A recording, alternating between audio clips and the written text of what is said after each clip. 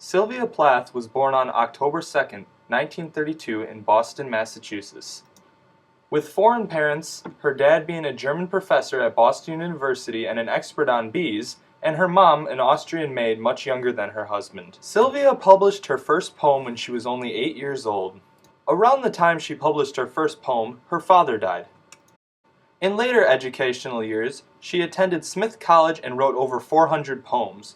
She was awarded the B.A. Summa Cum Laude Society Scholarship. After Smith College, she then moved on to Newman College at Cambridge University. There in England is where she met her husband at a party, Ted Hughes, a very well-respected poet. Other than being highly intelligent, she was very creative in her writing, using figurative language such as imagery and personification. The ideas of death and the dark parts of life are expressed in great detail in her poems. Intertwined with the gloom, Sylvia was very emotional.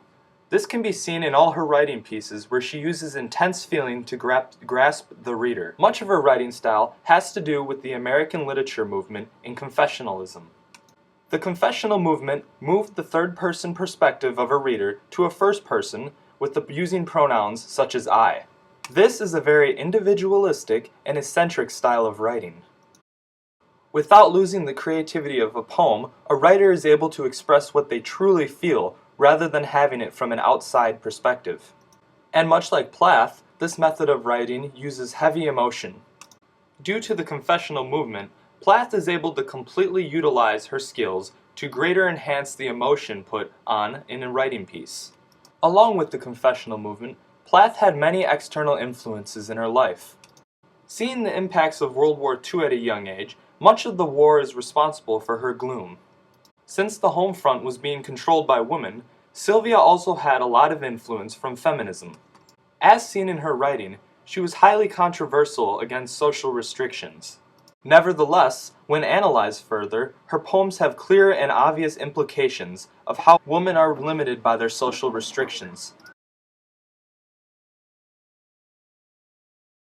In the Bible, Lazarus is a character from the New Testament who dies, and who Jesus brings back to life in the Gospel of John. This gives the immediate impression that there will be death and life. Here, Lady Lazarus has tried to die again. Using the term walking miracle refers back to Lazarus, who is miraculously risen from the dead by Jesus Christ. Lady Lazarus compares herself to a Nazi lampshade, paperweight, and Jew linen. This is a reference to the Holocaust. The napkin may represent her revealing herself to her enemy, and might be describing herself as a living corpse when using the word eye pits and sour breath. The napkin could represent the common tradition of covering someone's face after death. Rotting in a grave feels at home to her. She does a reverse on the myth that a cat has 9 lives and says the cat has 9 deaths.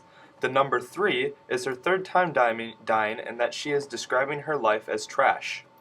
The many filaments are referring to previous annihilation, and this is what remains of her. Lady Lazarus imagines that she's in front of a peanut crunching crowd, and she is imagining she is a part of some show of entertainment. The first line, "Nevertheless, I am the same, identical woman," might mean she felt dead before actually dying. In the first and second stanza, she is giving details for her first 2 deaths. The first time was an accident, but the second time was on purpose and had no plan on coming back to the land of the living. She creates imagery using the words rock shut and seashell, giving us the image she is trying to shut herself away. Also, she gave us the image that whoever saved her picked off worms, implying though she was saved, she was already dead on the inside. Lady Lazarus now is saying dying is an art, and that everything in the world is art as well. However, dying is an art she has. Using the words feels like hell and feels real shows that when she comes close to death, she can feel something as if she is being called. Normally, we do not have control over to choose our own death, but Lady Lazarus is taking control over her own death, and is using it to fuel her art. The last line of the third stanza, "It is theatrical," is now referring to putting on a show.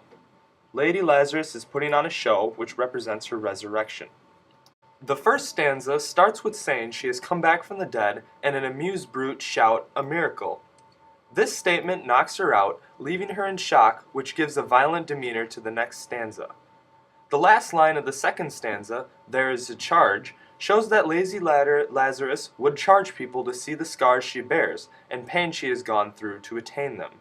However, the largest charge would come from feeling her tough, hearing her voice, or seeing her blood. Lady Lazarus is now going back to being a Jewish person, when using the word Herr, which means doctor in German. Nazi doctors did cruel things to Jewish Holocaust victims, and Lady Lazarus is saying the doctor is her enemy because the doctor keeps trying to save her life. When she uses the words pure gold baby, Lady Lazarus is referring to all the gold Jewish items that had been taken away from them. And their gold was melted down to be used as currency. She is setting herself up as a Holocaust victim and uses the line, "I turn to burn," as she imagines that she is burning with other Jewish victims. Lady Lazarus has now been burned to nothing but ashes. Nazi officers are looking around the ashes of the Jews and find no flesh or bones, but they do find a wedding ring and a gold filling that used to belong to a prisoner. The third stanza now puts her into power, implying that with her death she feels more empowered over others. Also, in the third stanza, she brings up God, the devil, and the doctor. These are all male figures that had had control over her life, and when she died, she defeated them. Lady Lazarus is resurrected through the act of dying, and she rises full of confidence and empowerment. This is Plath's most controversial and well-known poem that relates closest to the confessional movement. Winter Trees was a poem Sylvia Plath wrote in 1971 and consists of 3 stanzas with 5 lines in each stanza. Plath uses diction in this poem to convey a dark feeling to express her emotions. The title, Winter Trees, immediately gives the reader a dismal feeling because the word winter can be associated with dark, gloomy, and cold, which we know is how Plath felt about her life. Plath uses symbolism in this stanza in line 4 when she says, "ring on ring," which could literally mean the growing rings of trees. Another way readers think about this is ring on ring referring to unfaithfulness and bigamy. We also see the alliteration in lines 3 and 4 with the words drawing and growing. In the second stanza, we see Plath both personify trees as well as compare women to trees. This is an almost desperate tone in the stanza, giving the reader the impression that Plath is jealous of the trees and longs to be like one. We see Plath's desire to become emotionless, like the trees.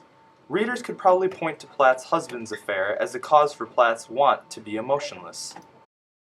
The third stanza of the poem, Plath gives the trees an almost godly feel by giving the image of the trees having wings. Plath also compares them to the mother of Helen in Greek mythology, Laidos. The stanza gives the reader the idea of how Plath thought of the trees or what the trees symbolized. The reader can see how appealing the trees were to Plath, which strengthens the idea of why Plath wanted to be one. Mirror is a poem solely about self-reflection. The speaker of the poem, being a mirror, describes how the woman sees herself using the following lines. "I swallow immediately, silver and exact, and I am not cruel, only truthful."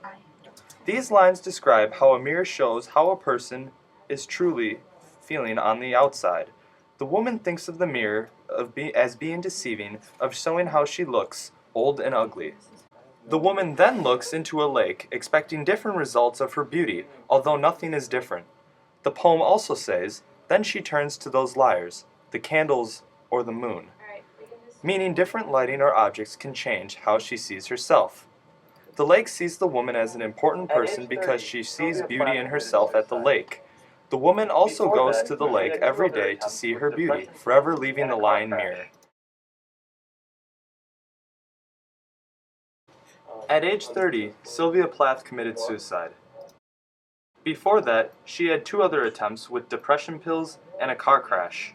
Although much of the grief in her life had to do with her father, there were other factors going on.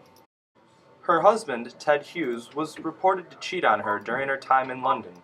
There were also reported many drug issues involving her depression. On February 11, 1963, Sylvia Plath was successful by putting her head in an oven. Although Sylvia had a dark ending, she will forever be remembered by her highly controversial and emotional confessional poems.